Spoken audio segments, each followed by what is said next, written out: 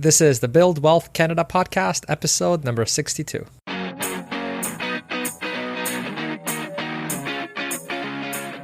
Welcome to the Build Wealth Canada podcast, where it's all about becoming debt-free, accelerating your wealth, and taking control of your money. Now, here's your host, Cornell Schreiber.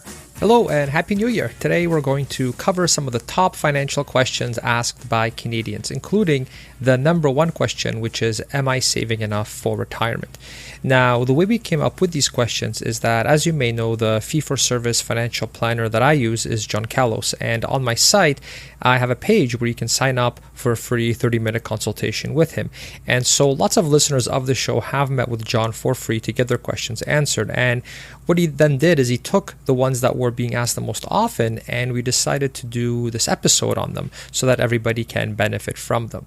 Now, one of the top questions was, am I saving enough for retirement? But he also addressed some other questions like, what investments should I be buying for each account, and how much should I be buying of each? So definitely enjoy the episode, and definitely feel free to ask him your own questions one-on-one by going over to buildwealthcanada.ca/John. That's buildwealthcanada.ca/John, just JOHN. And there, when you sign up through that page, I've also set it up so that you'll be automatically emailed a guide that I made on the top questions to ask your financial planner. And so this can help you whether you're looking for a new financial planner or to test out your existing financial planner to make sure that there is no conflict of interest and that they really are as competent as they claim to be, or as competent as you hope that they are.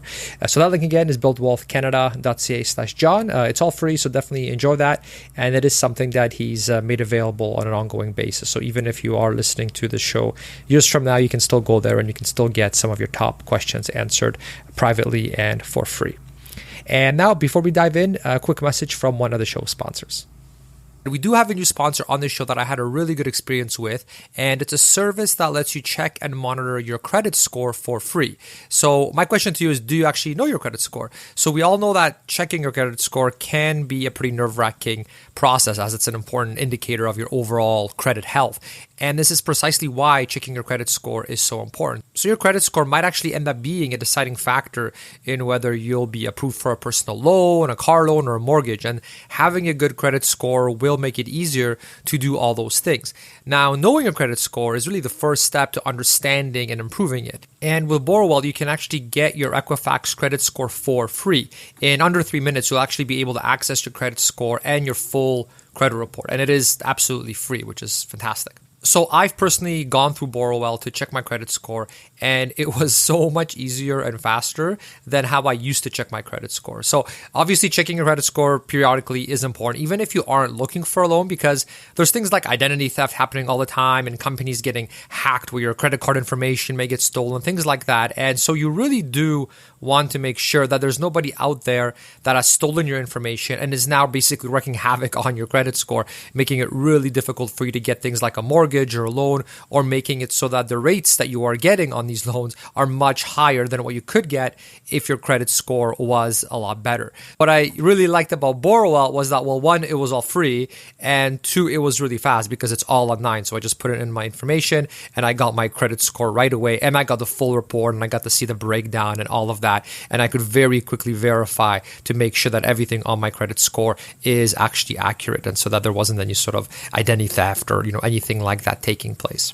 So Borrowell is 100% a Canadian company. I definitely suggest you check them out, as why wouldn't you want to make sure that nobody is tampering with your financial accounts while at the same time improving your credit score to get better rates. So definitely check them out. It's over at buildwealthcanada.ca/score. So just SCORE. If you go there, it will basically take you to their page and you'll be able to get your credit score for free. So that's buildwealthcanada.ca/score. Now, as usual, I want to give a big thanks to EQ Bank for sponsoring the show. I'm definitely still offering out my guide for free on the top ETFs in Canada for anybody that opens up a free account with them using my link. And I'll be offering this pretty much indefinitely, and I'll be updating the guide every single year. So even if you're listening to this years from now, you can still sign up and I will give you the latest guide for that particular year. Now, I've been using them 4 years, even before they became a sponsor of the show. And the main reason is that they have one of the highest interest savings rates in Canada. They are currently offering 2.3%, which is more than double what the major banks are offering. It's also free to sign up and keep an account with them, so you're not paying a monthly fee like you do with many of the other banks out there. And you also get unlimited transactions, unlimited Interac e-transfers, and you can take out your money at any time if you need it. There's no minimum balances or anything like that. And so because of those reasons, I've been with them ever since they launched in Canada years ago, and it's where I keep my entire emergency fund and spending money as well, and pretty much the safety portion of my portfolio. So basically, just about everything of mine that isn't being invested in ETFs goes directly into my EQ bank account to earn me that high interest. So to get the free high interest account and the free guide on the top ETFs in Canada, just go to buildwealthcanada.ca/EQ. That's buildwealthcanada.ca/ the letter E and the letter Q.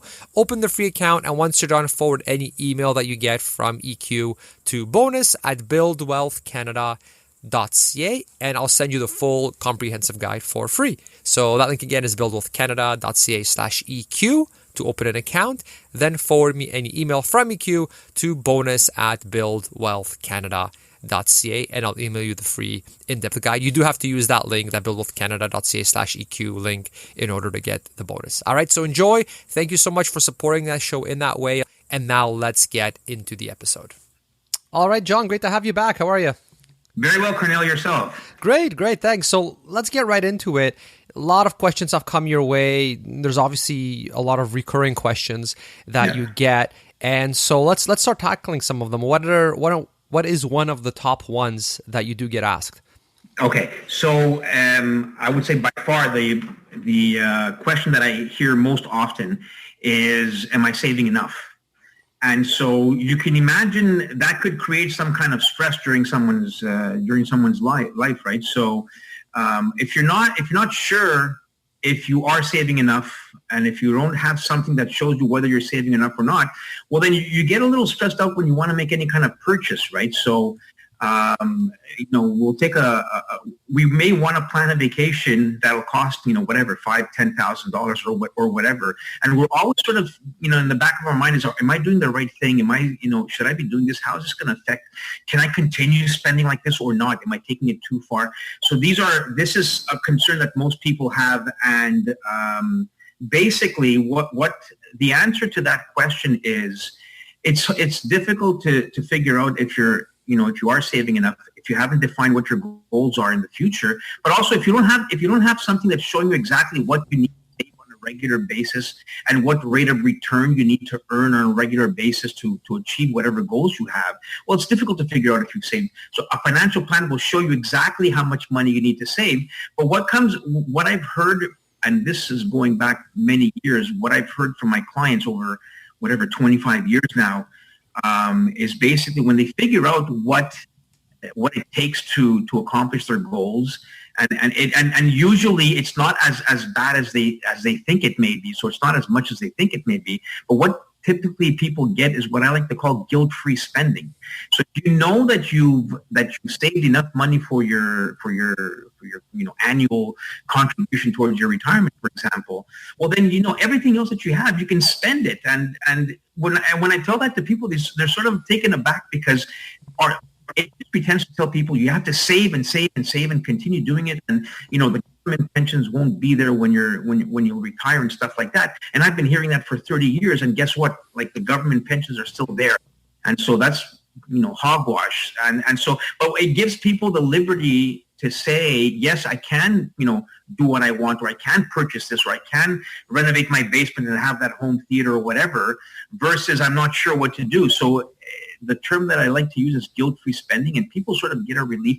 And then they're clear also. So, if they say, for example, we need $30,000 for this, well, then you're going to ask yourself, all right, so can I afford this? If I can't, and let's say, this will set me back for a couple of years when it comes to saving, well, then people will have a choice to say, all right, what's more important for me right now? Is it me retiring 10 years from now, or is it like to do in my cottage, for example, or my basement or whatever? And so clearly you can say, to your spouse, for example, this is not happening because it's just not happening. We don't have enough money, or it's not in our budget. Or yes, it is happening because, we know we saved that much. We know we can save as much as we need to for retirement purposes, and let's go ahead and do it. So I think that's been the biggest stress people have, and they've sort of communicated to me over the years. And this is something that is, again, taken off their shoulders once they know exactly what they need to do. Mm-hmm. And it's rocket science, and usually it's not as much as people think how much they need to save. Typically, I've seen people where they've asked me that question, and I've turned around and I've told them, I think you're saving too much. And I mean, again, what a relief that sort of brings to people. Hmm. So it sounds like, to summarize, it sounds like the answer, or when someone asks, am I saving enough to retire, or am I saving too much? I mean, I've gotten this question too from people, and it's almost like, they ask this and then they just expect you to give. Some people will expect an answer like well, yeah, it has to be this much, without you knowing anything about them. Which isn't. I mean, if you want a good answer, you can't just tell someone an answer without knowing anything about their background. So it sounds like, from what you're saying, if someone wants to know, am I saving enough or am I saving too much? Really, if you want an accurate answer, then you actually do need some sort of a financial plan, because you do need to look at several different variables. And I know you use a financial planning software where you plug in those variables, and then you can say, okay, here are kind of the different options to make sure you're saving enough based on your goals, that kind of a thing. And I think a really good example is like the whole early retirement versus traditional retirement, right? If someone says, well, am I saving enough? Well, are you happy retiring at 65?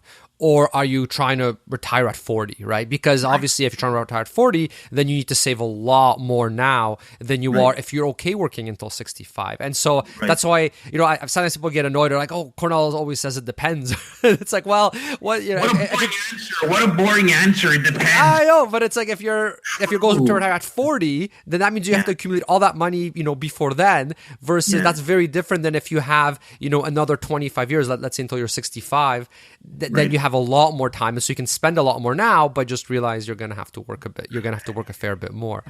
Exactly. And you know what? There's some rules of thumb, okay, which I never consider, because everybody's different and everybody's family is different, everybody's lifestyle is different. But, sometimes I'll see like an article saying you need $2 million to, if you want to retire comfortably. Right. Again, garbage, because what's comfortable to you might not be comfortable to someone else. And if somebody is living like, let's say frugally, they're not going to need as much money. It all depends. So, a rule of thumb says you need 70% of the money that you were making when you were working to, continue the same lifestyle. Well, again, where do we get that? What if somebody wants to travel a lot when they retire? They might need more money than when they were working, or, but typically your expenses tend to go down. The kids are quote unquote out of the house and you've paid the house. But these are generalities. And I think it's not a good idea to say, this is what I've heard as what you need, and let's strive for that. And then, as I said, many people save too much money, and they end up being what I like to say, the richest person in the retirement home. And take it with you. So when I'm telling clients, go ahead and spend, they're like, what? Like they've never heard that, concept of go ahead and spend because you have the money. But like you said, it all depends on what goals people have. And another important aspect is like what a financial plan will do for you. It'll clarify if your goals are realistic or not. But and having said that, there's always a solution, okay? If we see during a financial planning process that things are not going to work out for the way they've envisioned things, there's always solutions that are out there that will make things work, all right? And I'm not saying, magically we'll find some investments that are going to earn, a crazy return. But I'm just saying there's ways to sort of massage what your goals are that makes things work. And I'll give you an example. This is interesting. And some people will say, like, I need, typically what I hear is we think we'll need about $5,000 a month after taxes to have a good life once the mortgage is paid and the kids are gone. And so that's I think that's a decent sum of money. $5,000 after taxes is I think is a pretty good lifestyle. For sure.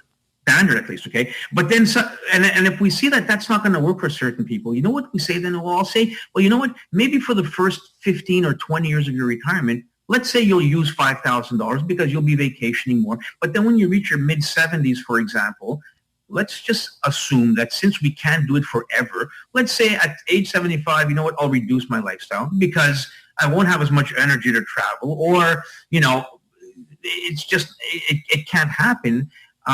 So we're able to sort of figure things out, or we'll stretch it a little bit and say, you know what, if you retire a couple of years later, and instead of 5,000, we're looking at 4,500 a month. There's just ways of making things work out, and things are not as drastic as some people, may believe they are. So there's always solutions. But and I've rarely seen anyone come into my office or have a conversation with very unrealistic expectations. So it seems like people's expectations are, they're reasonable, and it's quite interesting to see how many times that I'll tell people, yeah, this is going to work, and it was vague before they actually went through the process. They weren't sure, and it's a stress buster. Let's face it. When you have X amount of dollars that you have to save a year, and whether they're good markets or bad, as long as we're reviewing the plan on a regular basis and we're performing what I like to call tweaks, or like sort of taking the static out of the radio type of thing, if anybody knows what AM radio is. And so when we're tuning things a little bit on an annual basis or on a semi-annual basis, or whenever there's life changes, it's not rocket science and it's not hard to get things accomplished. Mm-hmm. And in the software that you use where you model everything out, I assume a common part of your process is you do run the different sort of scenarios, right? Like I know the software that I use, you can you put in the variables and, okay, if things go this way, here's how things are going to look in terms of, our finances. But then you kind of can add different scenarios. Like if there's a 2008 crash next year, here's how that's going to impact it. If we decide to work a few years more, here's how that's going to impact it. If we, decide to go down to being a single income family, like when you do in your software, do you do those kinds of sort of simulations as well, just to see, okay, what are the different options and what? Yeah. Well, certainly the possibilities are endless, or the different choices are endless. Whether you want to work a couple of years longer or maybe reduce your, exposure because you're getting closer. So again, it's unlimited, the amount of solutions. But what tends to happen is in life, right, things sort of blindside us sometimes, and we weren't expecting something. So what ends up happening is, I'll say to people, whenever there is any kind of life change that we haven't anticipated, and you know what, we're not going to anticipate, we're not even going to come close to anticipate everything. Things are going to, hit us on the side where we had no clue that, that this was coming. So what we do is, at that point when something is happening, that's when we get back on, into a meeting and say, all right, how is this going to impact us? And what do we need to do? What kind of do we need to make? Whether it's to our savings or whether it's to our expectations, then, as things come, that's when we need to be reviewing what alternatives there are based on the new circumstances. Mm-hmm, for sure. And it's surprising. And this will lead me into another question that people have. Or a comment that I've heard from people is that they might go to their financial advisor or to a bank, for example, at the beginning of a relationship with a financial planner, and the financial planner may suggest, let's do a financial plan. And what ends up happening is they may do a plan. It's 50-50. You'll either be offered a plan or you won't. It's somewhere in the middle based on my experience again. But when you do get offered a plan, what happens is the financial planner will do a plan for you. Let's just say that the incentive to do a financial plan is not great because they don't get paid to do a financial plan. So the incentive is, let's try to bring in the client with a financial plan, but then the financial planning process the window and it's never reviewed again. All right. And so a comment that I hear from clients are, I've never had a plan done for me. And I'm just reading here. My advisor did a plan for me years ago, but we never reviewed it. And that's something to me is not right. Needless to say, or maybe that's an understatement, but I think the most important aspect of doing a financial plan is to do the following, because life changes. Markets change, interest rates change, people get married, people get divorced, there's a loss in the family, there's unexpected expenses. My child is a brain and they're going to Harvard. Holy crap, what do I do? So whenever there's any kind of life changes, changes like this need to be done on a financial plan, and that's rarely done in the industry. It's unfortunate, and because to me that's the most important aspect, or the most important thing that needs to be done is to review the plan on a regular basis. Mm-hmm. And I'd like to do it every 6 months. And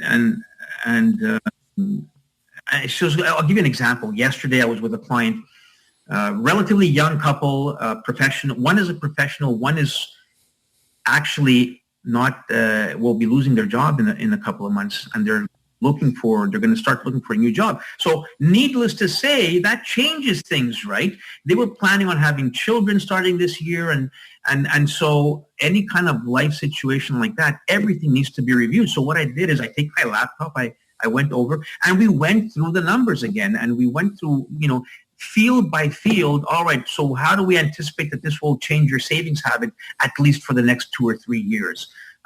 They had water damage. There was some fierce rainstorms here in Montreal, maybe 3 or 4 weeks ago, and they had some serious water damage, and their insurance company is not going to cover it all. Where were you expecting that, right? I mean, these are the unexpecteds that come along that forces you, and you must review your financial plan. And again, as long as you put the facts on the table, nothing is terribly complicated. As long as we're reviewing things on a regular basis, it's hard.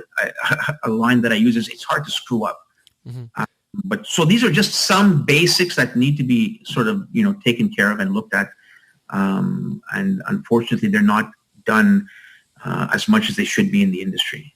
For sure. Yeah. You definitely want to make sure you're updating the plan with all these latest variables, with the latest numbers, right? It's like, why would you go ahead with a plan where the variables are 3 years old, for example, right? I mean, things are so late. And one thing that comes to mind as well, just because recently we had the elections, right? Yeah. And so, you talked about changes like someone loses their job or someone gets an illness, or there's so many different things, or they have kids or they buy a house. We'll never be able to name them all, right? So, yeah. These monumental changes that totally change your finances. And so that's why it's good to go review the plan and make sure that you put in these new inputs, because they're going to have a huge effect. They could have a huge effect on your taxes and all that. Elections came to mind when you were talking there, right? Because here's another thing, right? If your plan is like a year or two old, well, we just had the elections. There's going to be changes. There always are, and there are changes to taxation. Things of that nature. Like one that comes to mind is Canada Child Benefit, right? So I mean, there was a time where that didn't exist, and all of a sudden, if you're now getting extra money from the government because you have children, well, that can change things substantially for you, right? I remember reading some of the platforms before the election, and they had, like, the NDP wanted to increase the taxes that you would pay on capital gains, for example, right, in the non-registered accounts. So I mean, that's huge, right? Because if they did get elected, and if you did have, if you're taking on capital gains in your non-registered accounts, and all of a sudden you're getting taxed a lot more, like from 50 to 75, that's a pretty big increase. Right. That's obviously going to impact the entire plan and the entire financial model that you have set out. So I think that's kind of the other thing, right?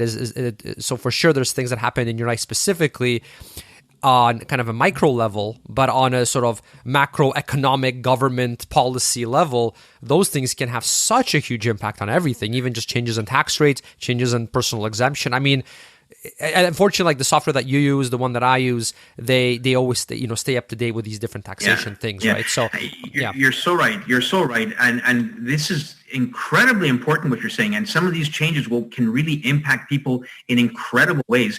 In the 90s, up until the mid 90s at least, nobody probably remembers. That's how old I am. The Canadians used to have what's called capital gains exemption up to $100,000. So if you were making capital gains, so you're buying shares and you sold a share and you made gains, that you weren't taxed up until your first $100,000 of capital gains. And that rule went out the window, and it changed everything, right? And 20 years ago, $100,000 was a lot more valuable than it is now. So that really changed the landscape.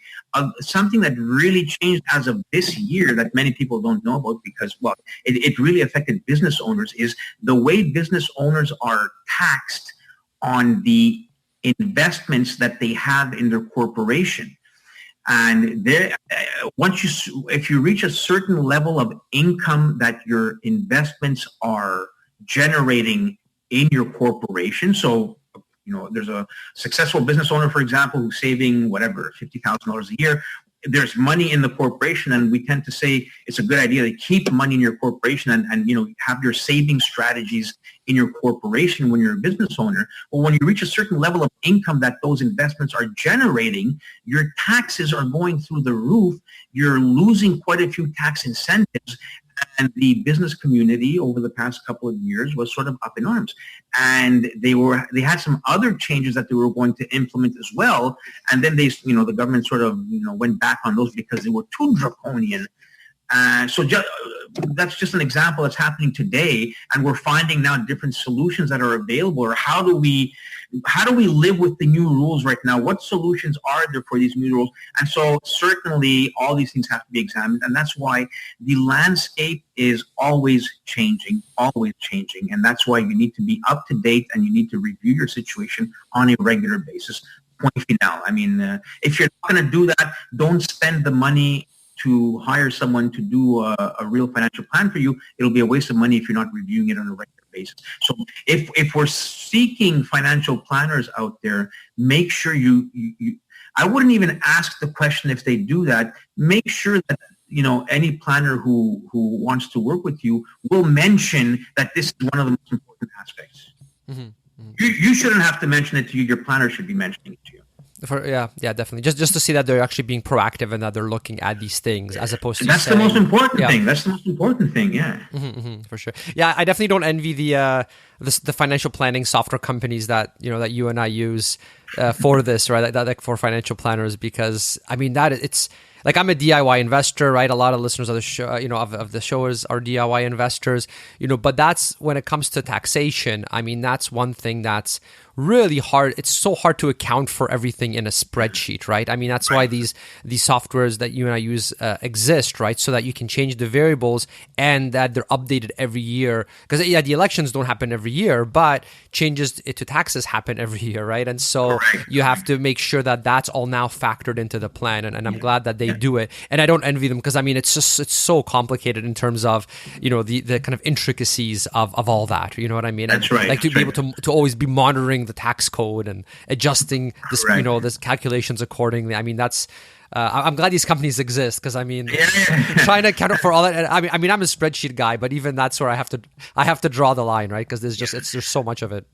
Yeah, but I'll say something else though, Cornell, which is very important, all right?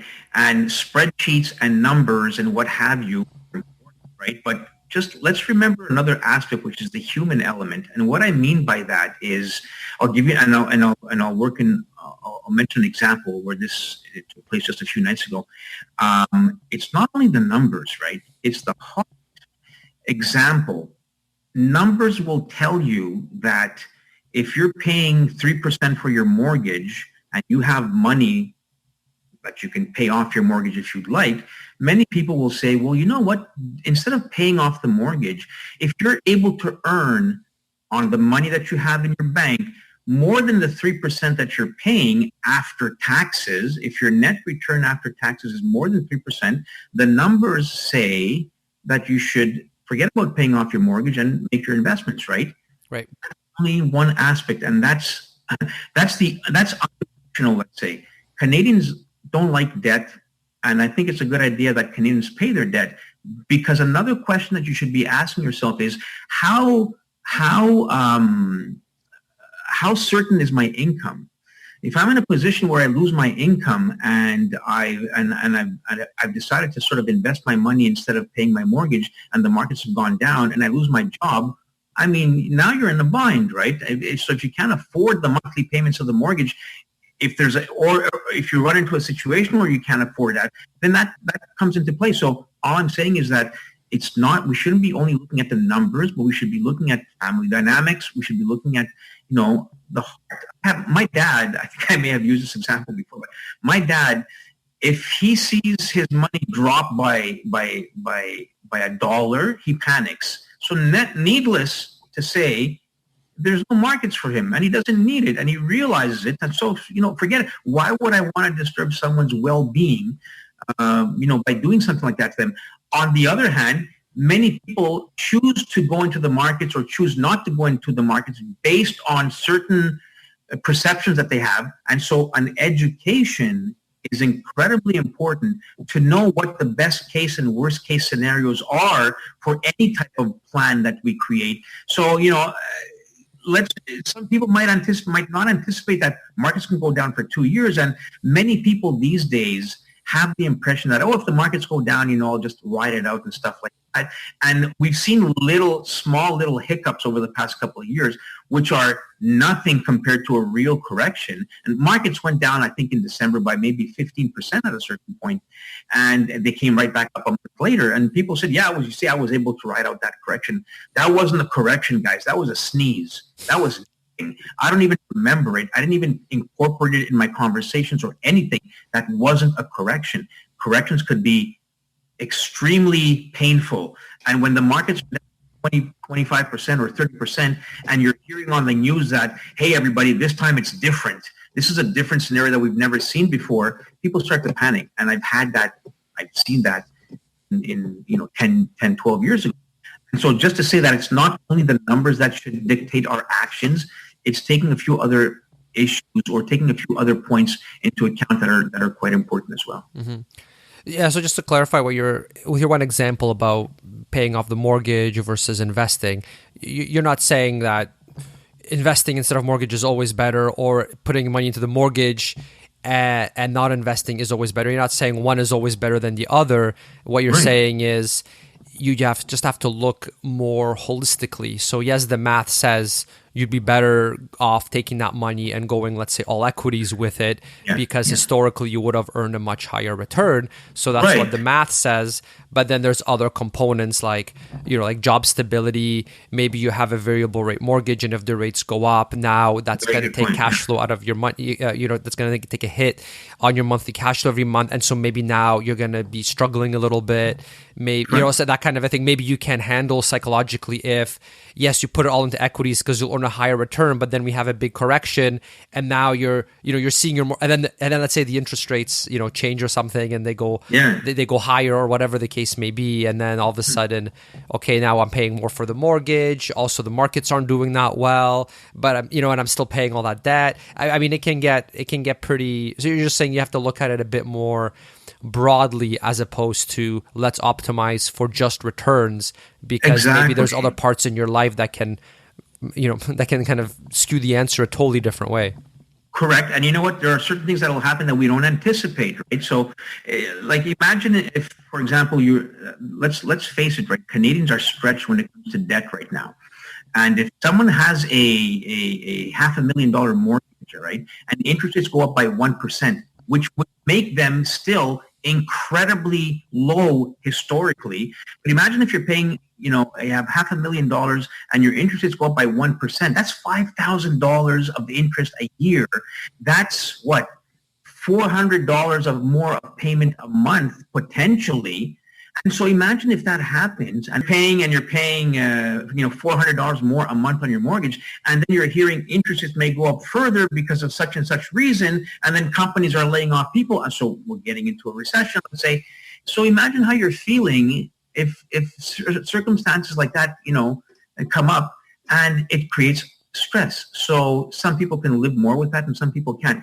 All I'm saying is that let's not only rely on numbers. There's a whole bunch of other angles that we need to be looking at, whether it's paying off your mortgage or investing in the markets or not, than just the numbers. And I'll say one more quick example about that is I've had people coming in with a certain expectation for their retirement, and they have a certain amount of savings, and they come in with an aggressive portfolio, and they're in their, let's say, mid-40s or early 50s, right?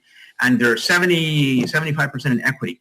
And after an analysis, we've noticed that all they really need to do to earn or to get to what they're looking for when it comes to retirement is earn a 4% return. So I'm telling you now, well, you know what the truth is? You don't need to accept so much risk to meet your goals.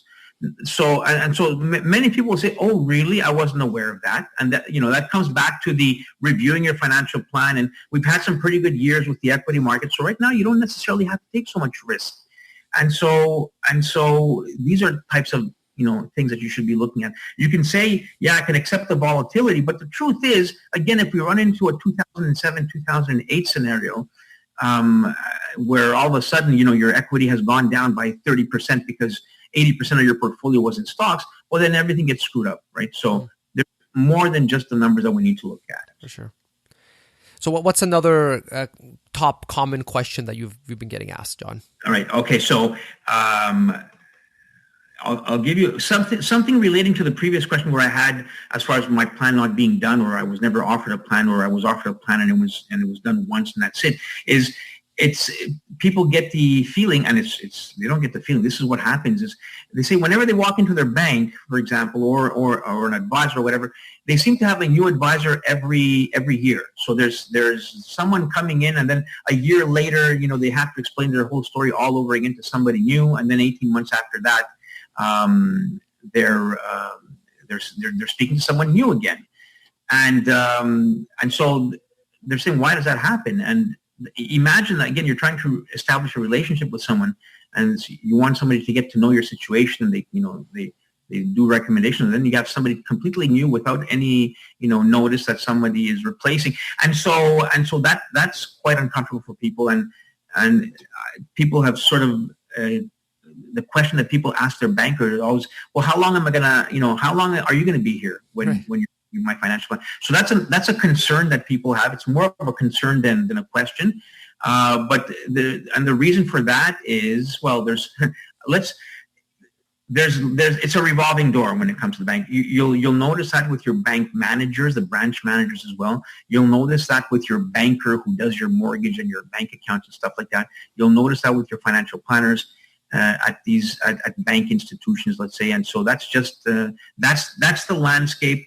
If people are, people want to advance, let's say, in their careers, and you may be dealing with somebody. I think a financial planner, a good financial planner, that's what they want to do for life, and that's what they've devoted themselves to. And so you'll rarely see financial planners in a branch continue being at that one particular branch or for that bank, for example, or in that role for a very long time. And that's just something that's out there, and there's nothing we can do about that. There's nothing. So, there's nothing you can do about that. You just don't go to a bank financial planner, right? But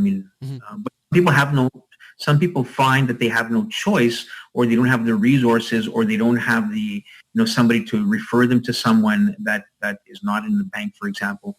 But that's a difficult situation. That's just the way the landscape is, unfortunately. Right. So you're saying you want someone they're a financial planner, and this is their career, and this is what they do. Like in your case, you've been in this for decades at this point, right? And so you have that experience. You know the different types of clients with different types of temperaments and things like, and different goals, and how to plan in this situation, how to plan in that situation. So whether you're someone's financial planner or another kind of financial planner, you want someone that's in it kind of for the long haul and has that years and years, ideally, decades of experience, like in your case, as opposed to someone where, okay, I work at the bank and this is just a part of my career track where, okay, I'm going to spend a year being a financial advisor, and then if all goes well, I'll get promoted to this other position, and they kind of, they're climbing the corporate ladder. And so this financial planning, advising is just kind of like a stepping stone, right? So you don't want someone where this is just like a little stepping stone.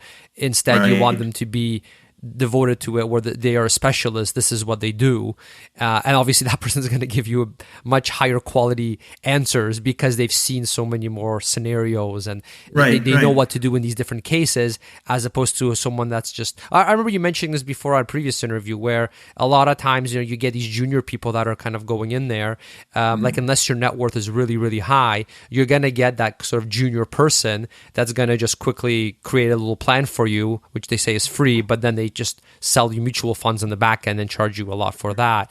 Right. And so it's like, do you want someone junior that's just there to really sell you product, or do you want someone that is fully, devoted to the profession, fully devoted to the craft, and this is what they do? Correct. So yeah, I think that's a really good sort of something people should consider, because the allure of a free financial plan at a bank is great. But then, we've talked before about how, well, you can't really even call what they produce a financial plan, because if they can create a financial plan for you in like 15 minutes, or like, if they're calling it a financial plan and this is based on like a 15-minute meeting, let's say, that's not a financial plan. I mean, it's way more, it has to be way more comprehensive than that to actually get the right answers. Yeah, and what happens also occasionally is you may go through the financial planning process and it'll take more than 15 minutes, might even take 2 appointments and what have you. But the the purpose of a financial plan in the bank's point of view, okay, is let's create this financial plan so we can, bring in the money and consolidate the money from other institutions where, it's likely most institutions won't even offer you a financial plan, or they'll give you a 15-minute financial plan. But others may, there are some people that are more devoted, will take the time and create a financial plan for you and spend an hour or 2 or 3 or 2 meetings or even 3 meetings to go through the process. But the problem is, so it's not the advisor, but at that point, once the money is in, there's no incentive for them to review your financial plan and to follow up on the financial plan. All they'll do at that point is, in the future, is to contact you when it's RSP season so you can get your contribution in, because they have objectives when it comes to RSPs, especially during, obviously January and February.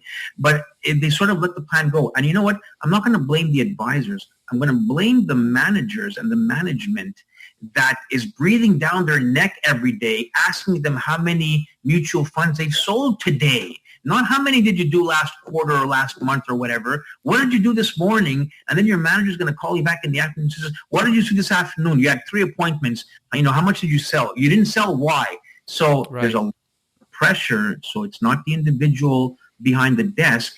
It's the philosophy and the business model of these institutions. So, you can't blame your banker.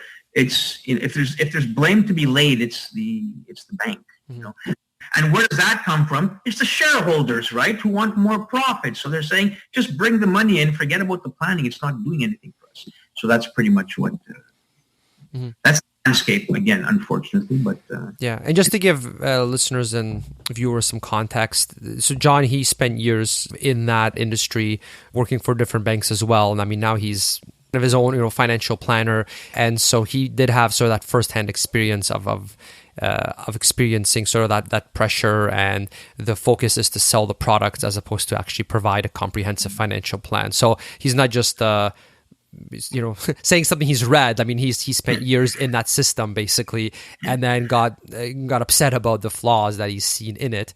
To get around the system a little bit, and I'll explain that. Right, when I first started in the mid '90s. I basically in my banking career, I was for 2 large banks, 2 of the big banks in Canada.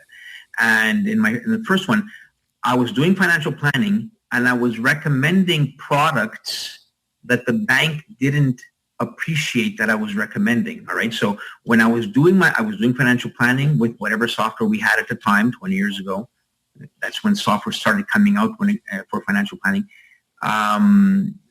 So I would do a plan, but then the products that I would recommend to implement the plan were not the products that the bank wanted me to implement. So in my first institution, I was told, hey, we've caught on, stop doing that, and recommend these funds, which are more expensive. And I basically said, and I went to my next bank, the second bank that I started working with in the early 2000s, okay? And then for 5 years, I was able to do what I wanted to do with respect to product. And then that bank sort of caught on to what's going on in the industry, and they said, don't recommend these products. Recommend these funds that charge anywhere between 2 and 2.5%. Packaged mutual funds and stuff like that. Managed mutual funds, they call them.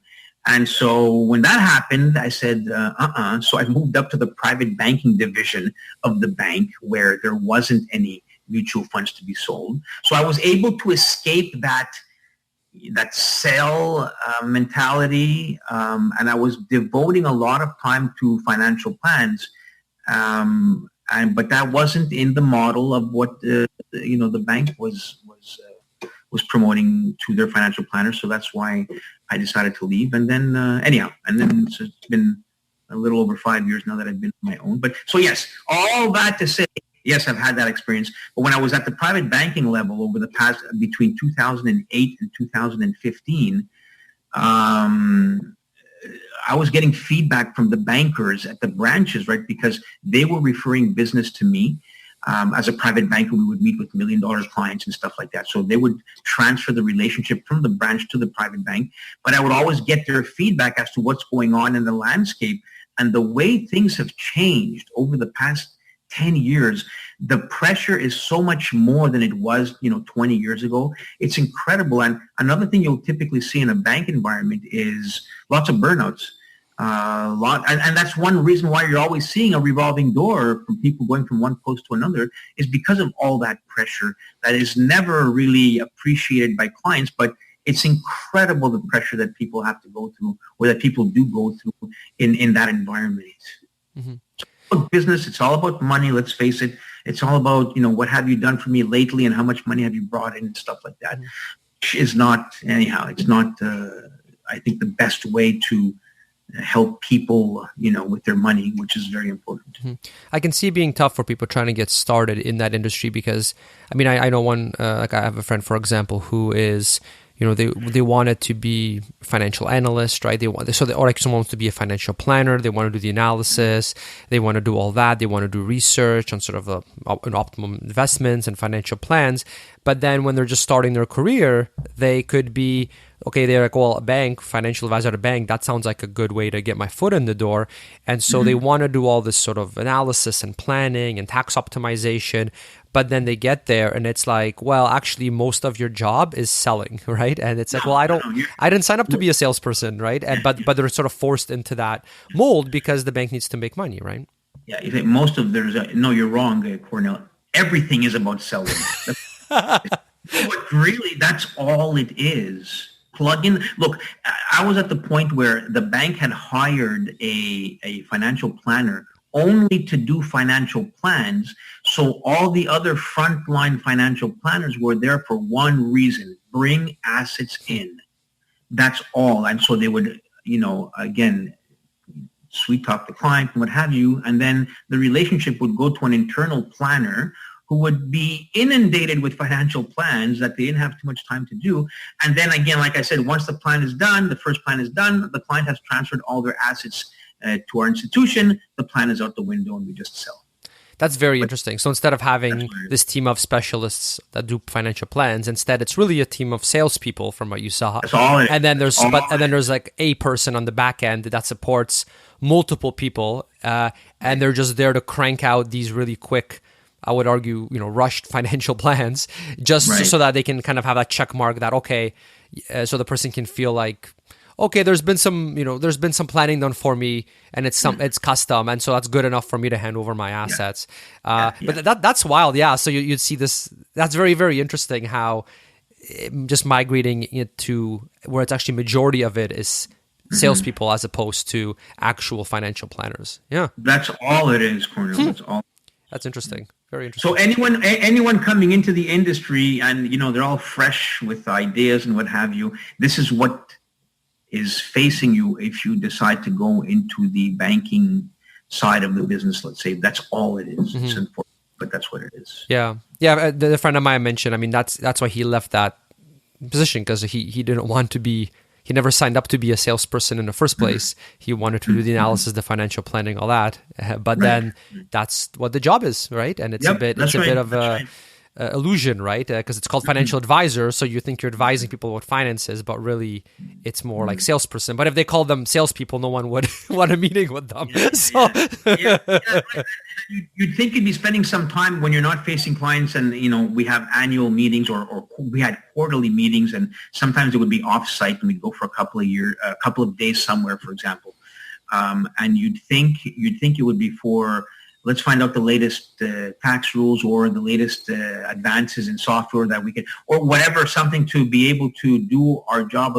It's nothing like that. It's the branch is not referring enough clients to us. What do we do? Mm-hmm. These are the topics. It's a sales marketing meeting, not a how to optimize your taxes. That's all it is. Yeah. They won't spend an hour, hiring someone to come do a 1-hour seminar on the latest income tax rules for business owners. It's all about, sales and why isn't this working, and what are you doing in your branches that are bringing in more business, and so show me what you're doing, and how do you, what are your sales tactics? That's all it is. Mm-hmm. So that seems to be for people that are, let's say, have like small to mid-sized portfolios. But if someone's, let's say, like $1 million plus portfolio, is that my understanding is that's where they get some better service, like they get a person designated, because now they have much bigger portfolio, but then I imagine the fees you pay are still really, really high as a percentage of that portfolio. Is that fair? Well, you know what? Yeah, the fees that let's say $1 million portfolio, right? You will get better solutions for you, and you will get more analysis for you.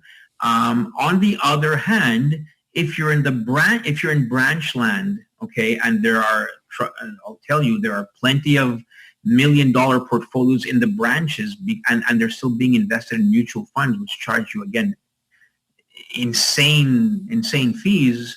And those relationships are still in the branch because the client hasn't really thought that there could be better solutions, or they don't know exactly what you're paying. And so some of those solutions are being held by the financial planners in the branches because they want to keep on to their big clients. It's a cash cow for them, basically. That's right. Yeah. And so a branch manager doesn't want to lose that client because their revenue is going to go down the following year. So they might be reluctant to refer that client to the next level, let's say. Right? But another thing is also, whenever anyone is dealing in a bank, all right, they have, even if you reach the highest level, all right, where you're dealing with a financial advisor that only has $1 million clients and stuff like that, well, they'll still recommend to you solutions that are expensive, and they are solutions that are meant to keep the advisor off of managing money and keep the advisor's focus on getting new clients. So I'm not saying that the solutions are wrong. There are good solutions out there, but they're still expensive because the bottom line is the bank still wants to sell its own product.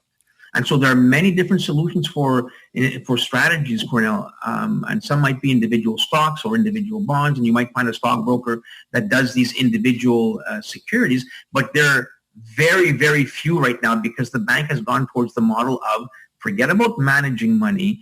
Let's focus on putting people in managed products that are out there that are being managed in the background, and you focus on bringing in more clients. Mm-hmm.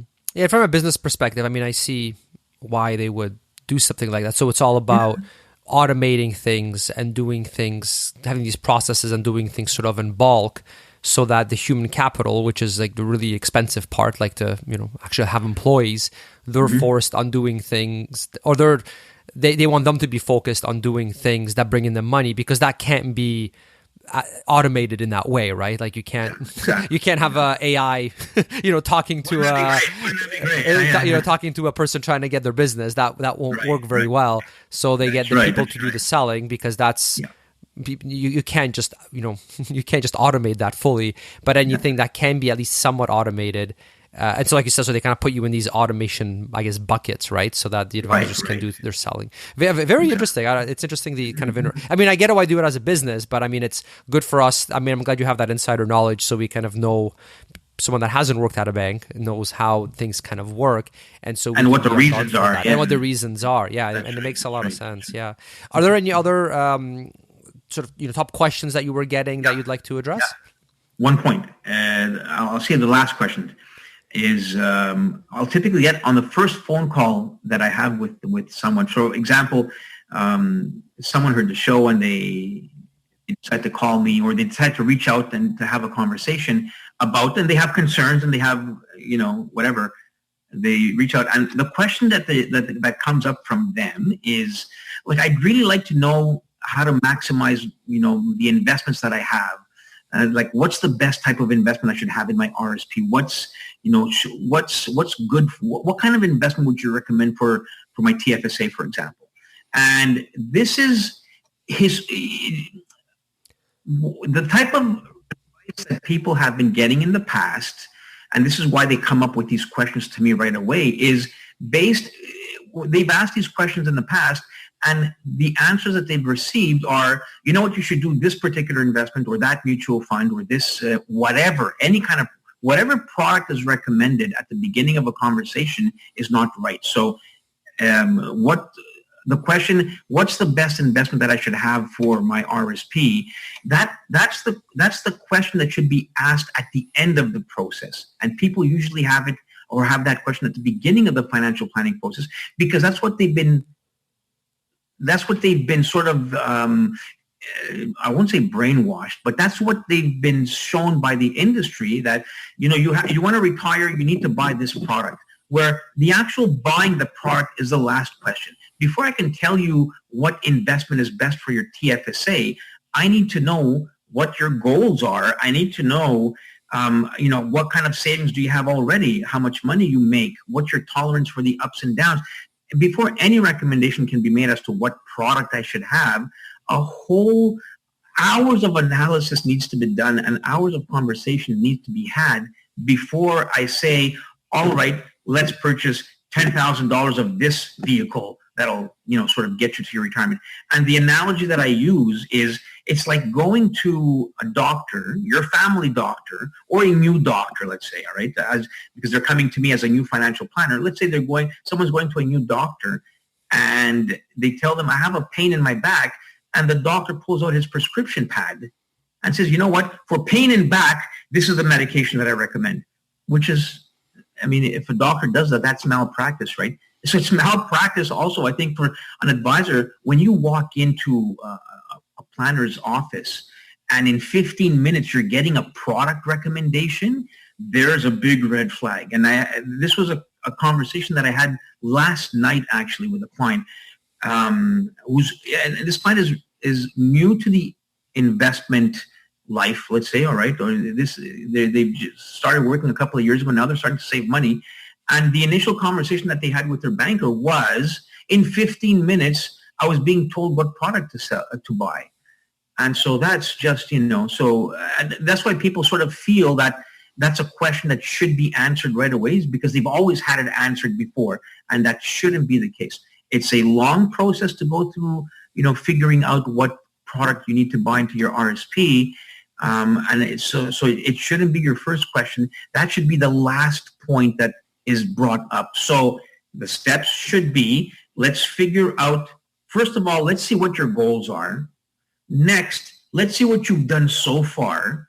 And then let's print out a map that gets you from where you are today with what you've done so far to where you want to be in the future. And let's make sure that that map is realistic and that your goals are realistic. So once we figure that out, and generally at the end, it comes down to two questions for a lot of people, not for everyone, but for a lot of people, it comes down to, how much do I need to save every year, and what rate of return do I need to earn to get to my goals?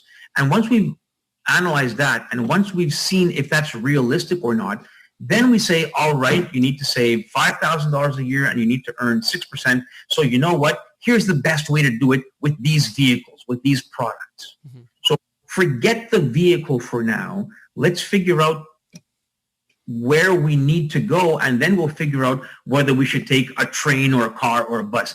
Let the vehicle, let the investment, the actual investment, be the last thing that you talk about with your financial planner. Mm-hmm. And it's usually, like I said, it's usually the first question that people have, and that's wrong. And it's not wrong, again, not because this is how people have been conditioned. And so it's no one's fault that they're asking these questions at the wrong time. This is how it's been ingrained in people's minds. So to make sure I understand, would that just, and to give maybe some examples, would that be someone saying, let's say, oh, well, for my TFSA, what ETFs should I have in my TFSA? And then just expecting like a ticker symbol, basically. But then you're saying, well, okay, hold on. maybe ETFs are not even good for you. Right. Maybe you need to take any risk. Maybe there's other, so let's not go into the problem. Right. Like maybe you're in a high income bracket, and so maybe RRSPs are a better fit for your situation, or maybe you're just starting off and you're saving for a down payment on a house that you want to buy fairly soon, and so maybe you want to use your TFSA as a form of down payment, and in which case you shouldn't be investing in stock ETFs because of the volatility. You should be doing more safer approach with your TFSA. Like is that what you're talking about? Something like that, Absolutely, right? Yeah. Absolutely. And you bring up a question which is important, and it will be very important in the next couple of months as RSP comes up. It's funny, you bring certain things up, Cornell, which lead me to other things. But no, seriously, this is something. Let's get down to real advice here for a second. In many cases, I'll say even in most cases, RRSPs are a good thing for Canadians. All right, not in every case though. And I'll give you an example because you brought up RSPs and TFSAs. There was a client that I was speaking with again yesterday, and they presented themselves. Well, we had our initial conversation, right? And so with the initial conversation is basically let's get to know each other a little bit. And at the end of that conversation, I usually ask people to fill out a certain form that I have, which goes over all the different aspects of financial planning. And then we have another call to go over the answers, right? And one question that I ask as part of retirement planning is, do you have a pension plan at work? And whenever I see the answer is yes, and if I see a couple that have pension plans, red flags go up to me right away when it comes to RRSPs, because in many cases where people have pension plans or there's business owners, for example, RSPs may not be the best solution for you. And I explain why. The answer could be different again, based on the dynamics, the work, the family, and what have you. But RSPs are not always the best solution for people. And when people hear that, they say, like, they've never heard that before. Right. And the reason being is that most people get their advice from their financial institution, and they're out there to sell RSPs in January and February, and the advisors have goals. So they're not even going to analyze to figure out if you need RRSPs or not, or if they're the best, tool for you. And so let's just say I'm getting a little more practical now and telling people that maybe RSPs might not be the best solution for you. And so there's an answer that I can give where I'm not talking about products, but I'm talking about a concept or a process of how to build wealth. And so that I can sort of figure out somewhat quickly if this is a good idea or not. So if somebody's telling me, I want to save up for a house that I'm going to buy next year, and what ETF do you recommend to me? Right away I can say, forget about ETFs. Put it in a GIC, because anything can happen over the over the next year in the market. So there are certain answers that can be dealt with quickly, and one of them is whether I think RSPs are a good idea or not, or whether we need to make sure or we need to analyze if RSPs are a good idea or not.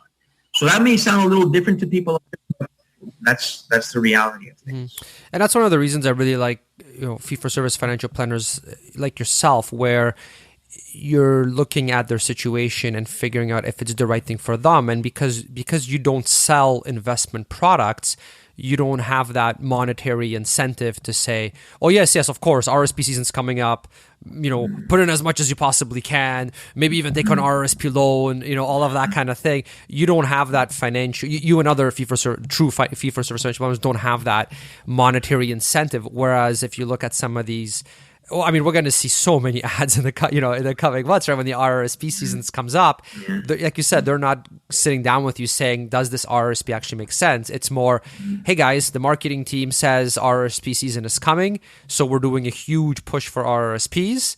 Here are your quotas. I want this much sold." Right on. You've been through this, right? And you go push RRSPs, and here's the line. Here's the things you need to say why this is a good idea. and you push this to your right. And so when we start getting these calls and we start seeing these ads, almost making you feel like you're irresponsible if you're not, putting money in RSPs. But it's like, hey, what if in your particular situation that actually isn't the optimum solution for you? It's still, I'm sure it's still better than going out buying granite countertops when you have zero in your investments, but no, it is. Sometimes it's not very good either. You're not going to be the oldest. You're not going to be the richest person in the retirement home. Right. This is why you see. But what you just said now is somehow it's ingrained in us that we have to keep saving and saving and saving. And I'm here to say, spend. Don't be too concerned. But as long as you know what the consequences are, right. And if we see that the consequences are good for spending, then go ahead and spend, man. You're not going to take it with you. And maybe, instead of retiring at 55, say retire at 58, and then spend a little bit more while you're working. You know what I'm saying? So I'm there to offer sort of like a balance, or at least I'm not going to recommend to anyone what they should do. I'm going to show them the consequences of what they do. Right. So you kind of say, here's the sort of, menu essentially, right? Exactly. And the different life choices you can make now based on your situation. Right. And then choose what's right for you. Are you okay retiring a bit later, but being able to take more vacations, for example, or getting that countertop or whatever the case is? Or are you just really trying to hit retirement as soon as humanly possible, and you're willing to, sacrifice that vacation or whatever every year to get there? So it's a very kind of custom thing. I like how you mentioned that. Yeah, because we are going to be seeing so many of these RRSP season ads. It is a prudent thing to do in a lot of situations, but in many cases, that is the right thing to do. So we're not saying RRSP season is bad and you shouldn't put money in RSP, but what we're saying is it might be different for you depending on your situation. So you don't just want to put blinders on and saying RRSP is the only way to go in January or whatever. The big flag you should have if you're an investor and RRSP season is coming around is: do I have a pension?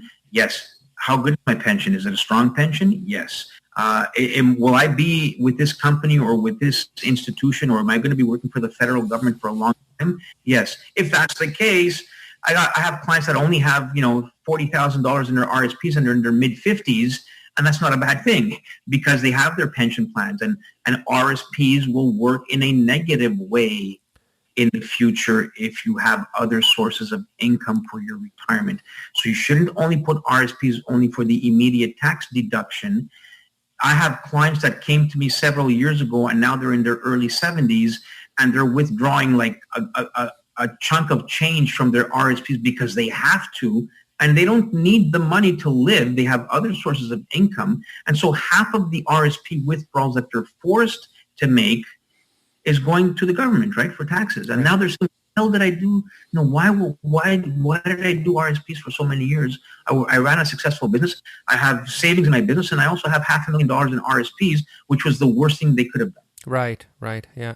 This is getting a bit more kind of advanced into like tax laws and stuff. So this may not be for him, but kind of the gist of it at a high level is that if you do have, let's say, good pensions and you have most of your retirement savings in your RRSPs, because there are minimum withdrawals that you do have to start making out of your RSP eventually, then that can actually force you to be in a much higher tax bracket than you want to be, even higher than when you were working potentially, right? Depending on your situation. So so this is kind of so this is all sort of the main point is that you do have to factor in these other things and not just blindly put money into an RRSP because that's what the ad says, or that's or because it's RRSP season, which is like an invented thing anyway, just by the companies to sell RRSPs. Because really, you should be if RRSP is the right fit for you, then you should be contributing to that year round, a portion of every paycheck, as opposed to just rushing at the very end, in RRSP season. But this is like a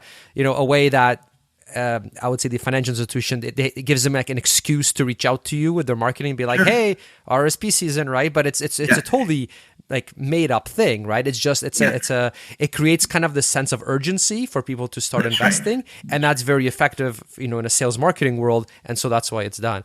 And everybody's doing it. So I should be doing it too, right? Oh yeah. If you're not doing it as a bank and your competitors are, I mean, they're going to be reaping the rewards of that. And people will wonder, well, why isn't my bank recommending this? Exactly. Right? So so it's very, Now I'm glad you mentioned that, because you're right. RRSP season is coming up in several months. And so it's good to have our... Maybe we'll get into a show on that during January. Yeah. I think that's a good idea. Yeah, just to not sort of take that blanket advice of go do this because that's what I think we're supposed to do, and that's what everyone's talking about now. Maybe that's not the best fit. Yeah. So that's great, John. So I mean, thanks for coming on. Thanks for sharing these top questions that you've been getting, and I hope it was useful for everyone. And thanks for sharing your expertise, your background as well in the banking industry. It's always fun to hear these, these stories these things that happen sort of in the back rooms that the clients don't see, which are there to make the bank money, but not necessarily the client the money, right? So it's always interesting to get that insider look from you. So thanks so much for coming on. Thank you, Cornell, and it's always a pleasure. And we always sort of go off tangent sometimes, but that's just the normality of our conversation, right? So that's right.